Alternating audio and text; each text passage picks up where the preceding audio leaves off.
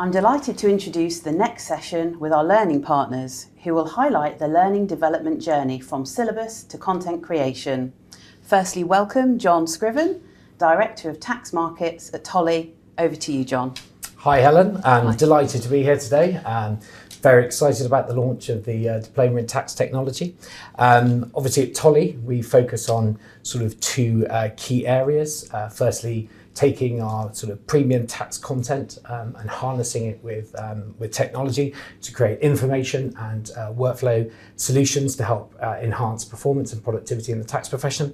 And secondly, we're obviously one of the leading providers of training to the tax profession with our CTA, ATT and DITT qualification. So that sort of combination of focus on tax technology and training meant we were delighted to be asked by the CIOT to partner on the creation and the delivery of the Diploma in Tax Technology.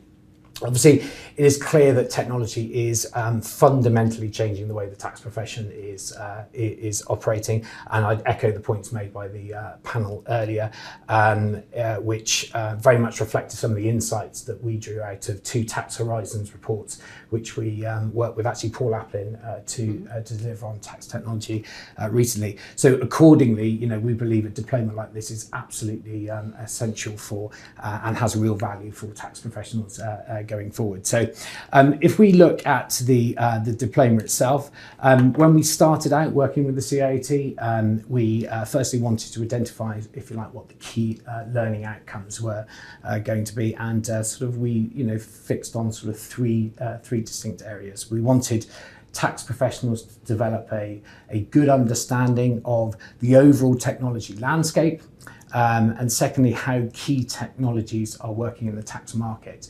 And thirdly, and this is quite important and was picked up by the panel, how tax practitioners can further harness these technologies to develop the way that they work with their clients and tax authorities going forward. So the diploma itself is, as you'll see from the slide, is broken down into 11 modules with an optional choice of module 7 or 8, depending on which route you take.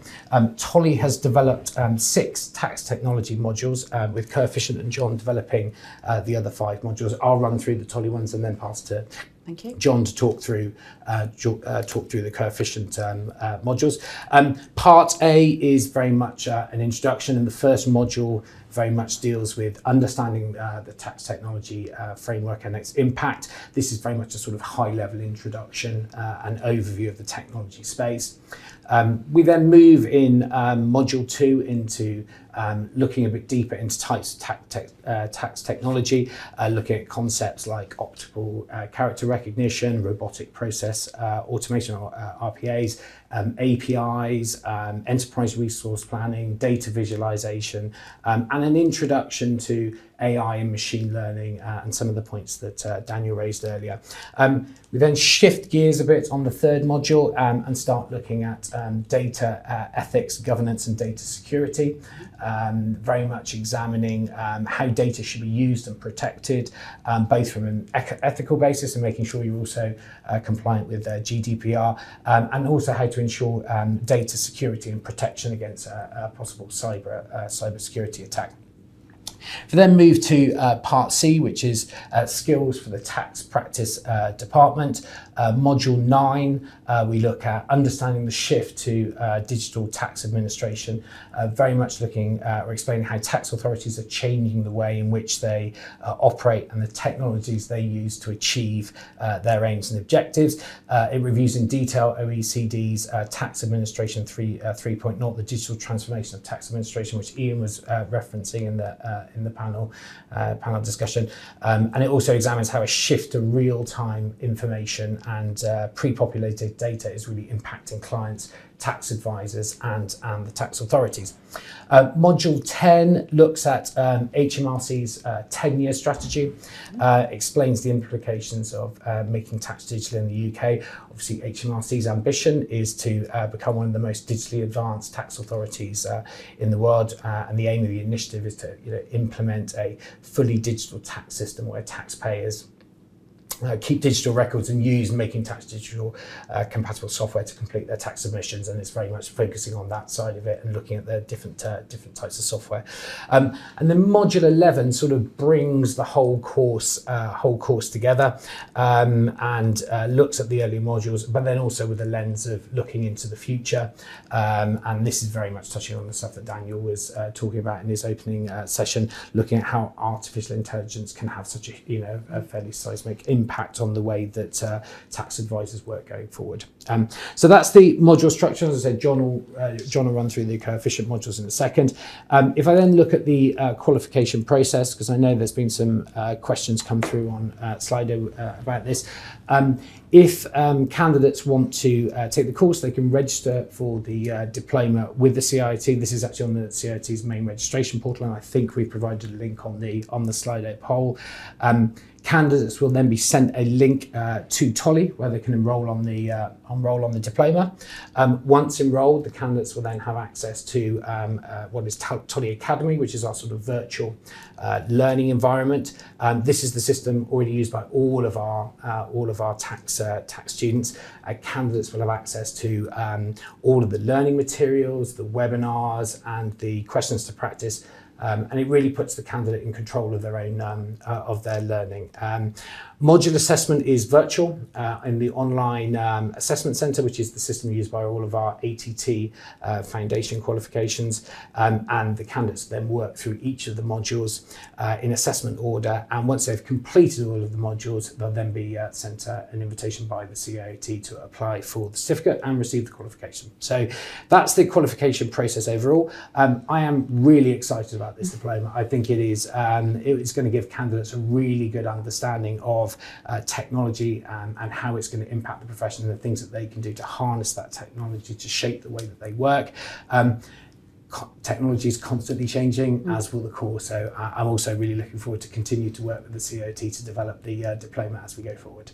But overall, really excited, and I think it's going to be a great qualification. Great, thank you, John. Okay, and I'll pass over to John from Coefficient. Thank you. Thank you very much. Coefficient is the technology partner for CIOT on this course. Some of you may know Tolly's, but who is Coefficient? So Coefficient is we're an end-to-end data consultancy. We help our partners and our clients to solve problems, become more effective using data, advanced technologies and automation. Everything from data engineering, software engineering to data science, analytics and machine learning. So some of these things that we've been hearing a lot about today. So to bring that to life, what does it mean? Because this is the sort of things in terms of applications of these technologies that are very much, there are similar applications within tax as well. So the sort of things that we have our experience in at the coalface of data science and analytics, building early warning systems for equity markets. So how do you apply machine learning to forecast what might happen in the future and react quickly to it? Or predicting geospatial forecasts. So this could be applied, and we have applied this to spotting criminal activity, working with the UK government, but also it works in the field of politics, in e-commerce, anything where you have geospatial or census data that could be used to understand the world better. And again, there are applications within the world of finance and taxation using these sort of data sets as well. Within software engineering, how do you start leveraging the capabilities of low code, no code, or even full code tools for automating workflows? More on that in a moment. And then as a training consultancy, just one of our clients, we deliver 200 workshops a year in data analytics, in Python skills within the financial services sector. So we have 12 years now of data leadership, technical experience, 7 years experience teaching hundreds and hundreds of people through their journey of shifting their career from one thing into something on top. And that is one of the key stories of what some of you watching may get out of the digital diploma here. So that journey, you are not changing from a tax professional to something else, you are adding one more tool to your tool belt. And that is what we hope to be able to give you. And so what does that look like in practice? What might be your future? So this is one of our case studies. It's a process automation for an audit team. And it started off with us teaching just trainee and newly qualified accountants how to code, how to take their Excel-based processes step by step by step and put that into Python. We built them a skeleton framework they could plug those into, and then the rest of their team just has an Excel toolbar. They click a button, it goes up through all of that automated code, the automation done by the accountants, and then all of that process then turns into hundreds of hours per week saved in fieldwork.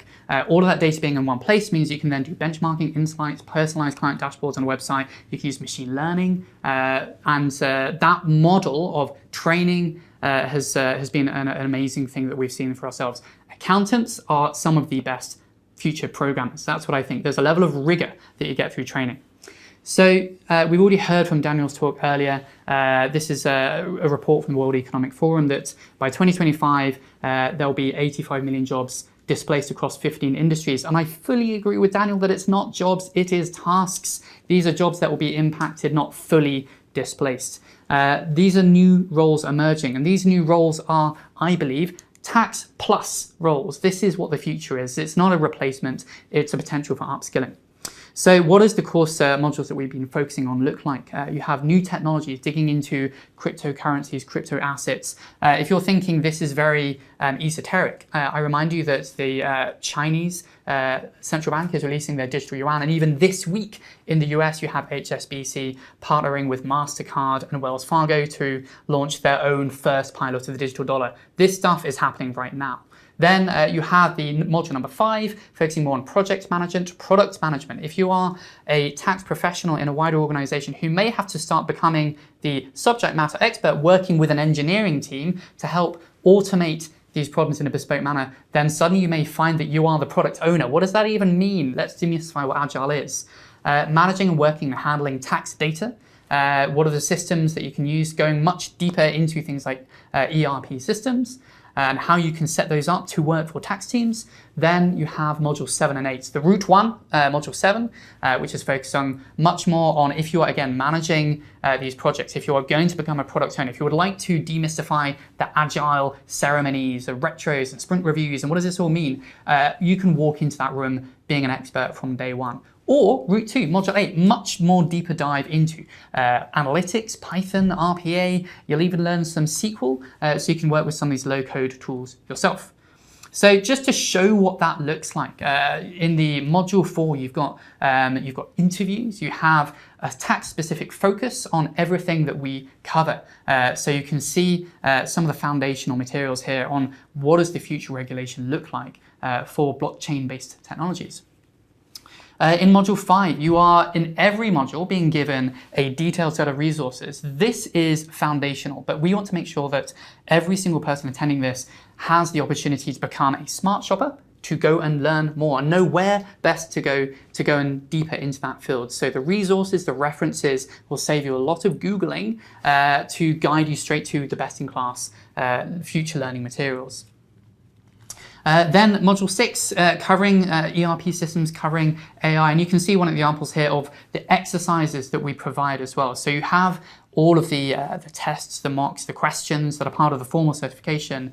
But throughout, we try and make this a little bit interactive. We guide you through how you can try out some of the most advanced technologies for yourself and really see it in action. So who is the audience for this? This is tax professionals who are wishing to enhance their awareness, but also considering moving into a tax technology role, that tax plus idea that I was talking about earlier. So it's not just the working knowledge of the technology that is relevant for your discipline, but a foundation on which to build future learning. And I just want to end with sort of a comment. Let's say you're going through that Route 2, you cover the basics, a little bit of insight into learning to code, but you wanted to follow on with what next. And again, we will give you our best-in-class resources to go and learn more. But this could be some of your future. Maybe you are going to become someone who learns to code. And I'd like to echo this Financial Times article, you're never too old, you're also never too young. Anyone with kids right now will know that your kids are learning this stuff. You have a whole generation coming through where this is the new Excel. Everyone will know this. Why is this important to me? I've seen that whilst there are lots of automated software solutions that are built to automate things, no one will automate your specific job. The only person who will automate the long tail of very niche specific processes is going to be you. And that really is the opportunity here. So You see this throughout the financial services industry. You see entire banks asking every single one of their analyst staff to code. Why? Why in that circumstance? Well, JP Morgan was hit with a $6 billion trading loss due to an Excel-based issue. So if you care about compliance and quality and data quality, which I think is central to this profession, this is a way to really take that to a new level through these automated tools. And then finally, for what does the future look like? I've seen some of the questions in the Slido. How are you going to stay current? How do you stay up to date? And this course is going to be, by necessity, staying with regular updates through into the future, because again, even this last week, we're seeing some of that crypto assets module, almost a case study in action. If anyone's following on with the FTX crisis, then this really is a case study that I'm sure will be creeping into one of the next updates, because this is going to change what the future regulation for cryptocurrencies, crypto assets will look like. But finally, what does automation mean? It's not about loss of jobs. It is about changing the tasks that you work on. I want to finish up with this one really nice story, which is, this is a quote from Slaughter & May, legal firm, who talked about using AI wasn't about replacing people in their careers, but it was often about giving them their lives back, whether that means moving up the value chain, doing less of the automatable work and more of the work that you as a human can bring to the table, working with that machine side by side. And I have seen this myself. I've seen this in person with that audits, analytics, automation work. There was one time when there were last minute changes to the general ledgers, and there were some tweaks made to the VAT rates on certain transactions. This is common. But then suddenly you have to redo all of your analytics. And instead of that bouncing from person to person, from Excel spreadsheet to spreadsheet, it was just clicking a button, running it through the tool. And instead of that entire team staying up until 2 in the morning that night, they were done by 4 p.m. And that is what I think this could really mean for you all. Thank you. Thank you, John, and thank you, John. Great to hear from both of you, and thanks again for your great involvement. As you say, everyone's really excited about this.